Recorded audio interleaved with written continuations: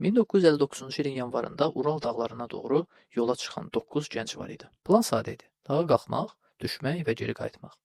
Amma geri dönüş heç vaxt baş vermədi. Bir neçə həftə sonra axtarış qrupları hərəkətə keçdi. İlk tapılan şey çadır oldu. Amma çadırın vəziyyəti normal deyildi. O içəridən cırılmışdı.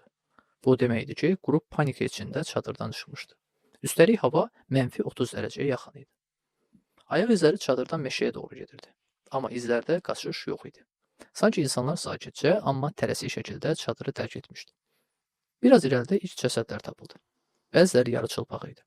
Bəzilərinin üzərində başqasına aid paltarlar var idi. Daha sonra tapılan cəsədlərdə sınıqlar vardı. Elə sınıqlar ki, avtomobil qəzasını xatırladırdı. Amma dəridə demək olar ki, heç bir yara yox idi. Birinin dili yox idi. Bəzilərində yüksək radiasiya aşkarlandı. Bu nöqtədə suallar yarandı. Nə baş vermişdi? Niyə təcrübəli alpinistlər çadırı keçib çıxmışdı? Nə onları gecənin ortasında ölümə sürükləyirdi? Rəsmi istintaq uzun sürmədi və qəribə şəkildə bağlandı.